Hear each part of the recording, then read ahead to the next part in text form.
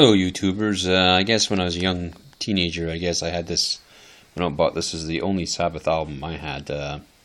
Black Sabbath. My brother had Master Reality, which was a popular one back then, but they were the early pioneers of heavy metal, and they've had switches in their lineup. They've had Ian Gillan sing with them, different singers after Ozzy was too drunk or stoned, I guess, and that's too bad when that happens. But they had a reunion for an album called, or a CD, call them albums now, I guess, called 13. But anyway, this is the album. I listened to quite a few of Sabbath's CDs. I got them cheap at Walmart, actually, at one point. And the one that the album that I had when I was young was this one, Sabatoge. And I listened to all the other CDs, and I think this is the one that I liked the best because it had a little bit of synthesizers and stuff. It was a bit of a departure from the other. It was still heavy, bit of a departure. And there's something kind of downright dark and depressing about this album in a way.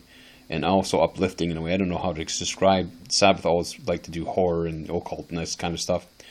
I deal with that kind of stuff. But, not everybody's into heavy metal. But all the heavy metal aficionados all listen to Black Sabbath. They were the original pioneers of heavy metal. I've lost sight of every kind that calls itself heavy metal since Black Sabbath. I mean, I don't really listen to Metallica and all these other bands, although I have given them a listen. Some of it's okay. But these are the guys that really started. It's just like Alice Cooper really started his sort of shock rock stuff. Ozzy was another, Ozzy's poppy of Ozfest and all this stuff. But, that's not what impresses me. What impressed me was his original band and his singing with the original band. And this album, which I kind of liked, where they're kind of standing there in their undergotchis and some, at least Ozzy's in his undergotchis.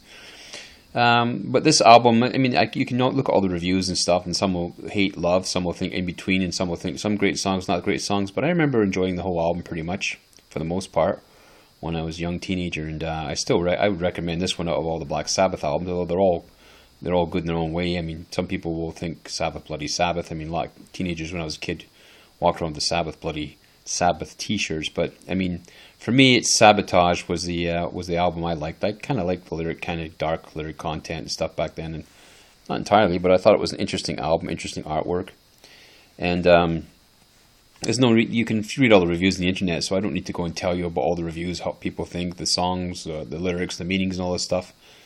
All I need to do is tell you, or even listen to the critics who say it's great, or the critics who say it's bad, or the ones in between. Everybody will form their own opinions, all this stuff. That's all available on the internet. But if I was to pick an album of Black Sabbath that I enjoy, it's Sabatoge. That's the one they're all good, and I would advise listening to them all.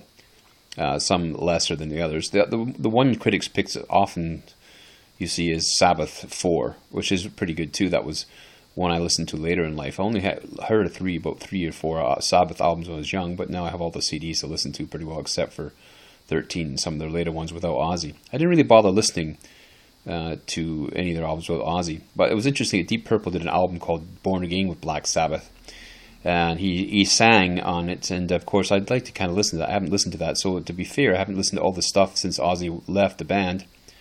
And the last album I ever heard of Black Sabbath when I was young was Sabatoge. I hadn't heard any other stuff. Anyway, enough of that. This is the album. I think it's different from the other Sabbath albums, and it was good to give it a listen. I remember Hole in the Sky being an impressive song when I was young. I think it's the first song, Hole in the Sky. Who knows? Anyway, Sabatoge, I haven't listened to it recently, but Sabbath just came out with a DVD, which I watched, Sabbath Reunion. I guess the guitarist had cancer, and he wonder if they're going to actually get to make this album. But they did. 13, the new one. But I'm talking about Sabatoge now. This is probably late 70s, I think, so mid-70s or something. I just remember having it as a boy. Anyway, that's my album recommendation. It's interesting, a little dark. But what do you expect? Their name's Black Sabbath. Named after the movie, I guess Boris Karloff was in. It's an Italian movie. Italian producer or something. Boris Karloff was the creepy guy when I was a kid. Why am I going back to all this stuff, these albums? I don't know. I guess because they're still there and these bands still exist. They're still making $1 million. Of course, Sabbath didn't make $1 million. There's a story of one song here about their manager, who was a rip-off merchant as usual. And then I guess Freddie Mercury had the same problem with Queen. They had a rip-off merchant manager. Anyway, I've said quite a lot already. So the album I'm going to pick, this might be a little more obscure because it's not really talked about. I don't know if I'd pick this as an obscure album because maybe I wouldn't consider obscure albums. But it's my album pick, Sabatoge, Black Sabbath. Give it a listen. If you want, if you don't want, I don't care.